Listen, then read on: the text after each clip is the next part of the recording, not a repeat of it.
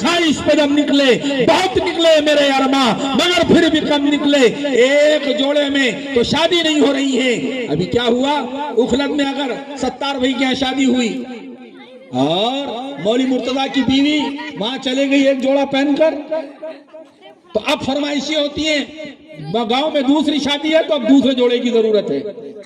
اب یہ کہہ رہے میں لا نہیں سکتا، آپ کہہ رہے میں خرید نہیں سکتا، لیکن بیوی کہہ رہی ہے نہیں، یہ جوڑا فلاں نے دیکھ لیا، اب میں اس شادی میں پہن کے نہیں جاؤں گی، ورنہ عورتیں کہیں گی ایک ہی جوڑے میں 2 شادیاں کر رہی ہیں۔ پھر یہ دوسرا جوڑا انتظام کرنے کے لیے اپنے شوہر پہ دباؤ بنائے گی اور کہے گی کچھ بھی کر کے لاؤ۔ تو شوہر نے کیا کیا، شوہر نے سود سے قرضہ لیا، بیاج سے قرضہ لیا اور قرضہ لا کر اپنی بیوی کو جوڑا دیا۔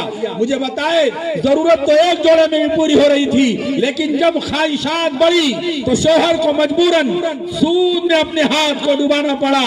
آؤ میں تمہیں بتاتا ہوں، سارا جھگڑا خواہشات کا ہے، سارا مسئلہ خواہشات کا ہے، اور پیغمبر نے ارشاد فرمایا لا یقمد احدکم حتی یکون ہواہ تبعا لما جئت بہ، جب تک تمہاری خواہشات میرے لائے ہوئے شریعت کے تابع نہ ہو جائے تب تک تم مومن کامل نہیں ہو سکتے۔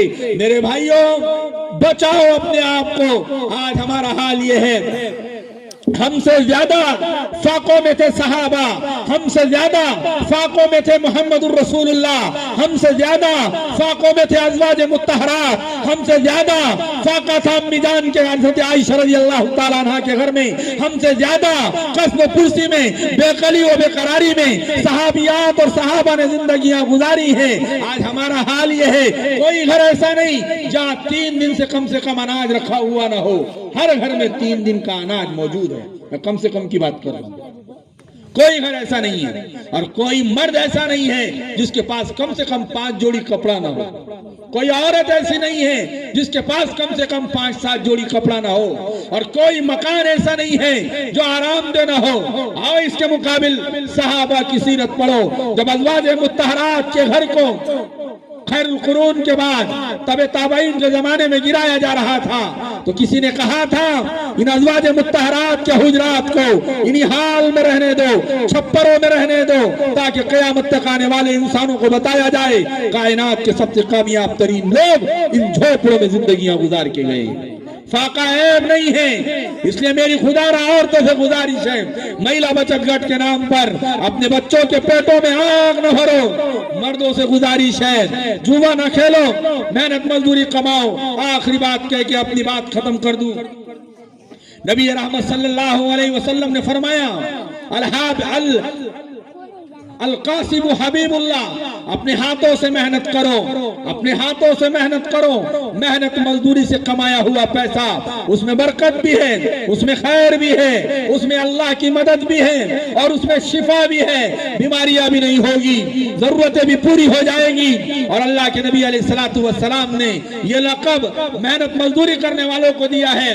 اور بتاؤں، ہر پیغمبر کا ایک لقب ہے، آدم صفی اللہ، نوح نجی اللہ، موسیٰ کلیم اللہ، عیسیٰ روح اللہ، اور ابراہیم خلیل اللہ، اسماعیل ذبیح اللہ، محمد الرسول اللہ و حبیب اللہ۔ جیسے ہمارے نبی حبیب اللہ ہے، اللہ نے کہا یہ میرا محبوب ہے۔ اور جانتے ہو حبیب اللہ میں اور خلیل اللہ میں کیا فرق ہے؟ ابراہیم علیہ السلام خلیل اللہ تھے، ہمارے نبی حبیب اللہ ہے۔ حبیب اللہ اور خلیل اللہ میں فرق یہ ہے، خلیل اللہ اسے کہتے ہیں اللہ کا دوست وہ ہے جو سب کچھ اللہ اس سے لے اور وہ دے دے تو اللہ کہے یہ میرا دوست ہے۔ اللہ سب اس سے سب طرح کی قربانی اس سے لے اور وہ ہر طرح کی قربانی دے تو اللہ کہتا ہے یہ میرا خلیل ہے۔ اور حبیب اللہ اسے کہتے ہیں جو سب کچھ اللہ اس کو دے اور پھر یہ پوچھے تو مجھ سے راضی ہے، وہ کہے ہاں راضی ہے، اسے حبیب اللہ کہتے ہیں۔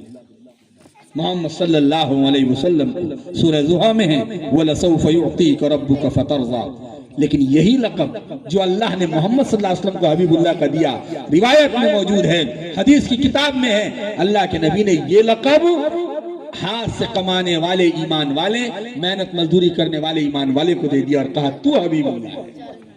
میرے بھائیوں، ہاتھوں سے کمانا، حلال مال کمانے کی اللہ کے نبی نے ترغیب دی، بلکہ یہاں تک فرمایا इमाम बुखारी रहमतुल्लाह अलैह बुखारी शरीफ में इस तरह के कई अनामीन कायम करते चले गए, अबवाब कायम करते चले गए, ये कारोबार भी करो, ये भी करो, ये भी करो, और उसकी तौजी ये बयान की कोई कारोबार हलाल कारोबार है, कोई ऐब नहीं, कोई बुरा नहीं। मेरे भाइयों, हलाल कमाओ, बच्चों को हलाल पे लगाओ, वरना याद रखना हराम माल अपना असर लेकर आएगा, और नतीजा क्या होगा? नतीजा क्या होगा? वापस जहालत से चले थे, जहालत की तरफ लौट के आ जाएंगे, हमारे हाथ कुछ नहीं आएगा। इसलिए पूरे उखलद वालों हाथ उठाकर बताओ, इंशाअल्लाह पूरी बस्ती की हिफाजत करेंगे इंशाअल्लाह। हाथ उठाकर हर तरह की बीमारियों से बस्ती की हिफाजत करो, इस मासूम बच्चों की हिफाजत करो, इस नस्ल की हिफाजत करो। तो मैंने कहा अल्लाह के नबी ने ऐसे इल्म से, नीचे हाथ रखो बेटा, अल्लाह के नबी सल्लल्लाहु अलैहि वसल्लम ने ऐसे इल्म से पनाह चाहिए जो नफा न दे। मैंने कहा गैर नाफे इल्म वो है जो दुनिया की मोहब्बत दिल में डाल दे, आखिरत का कोई शौक दिल में ना हो। फरमाया तो एक ही चीज हुई, अभी 4 चीजों से पनाह चाहिए थी, लेकिन रात बहुत ज्यादा हो रही है। अल्लाह तबारक व तआला हम तमाम को इल्म नाफे अता फरमाए और इल्म गैर नाफे से हम तमाम की हिफाजत फरमाए, और अल्लाह तबारक व तआला हम तमाम को अपने अहकामात को नबी रहमत सल्लल्लाहु अलैहि वसल्लम के तरीके पर पूरा करने की तौफीक अता फरमाए। जिंदा रखे तो इस्लाम पर, मौत दे तो ईमान पर।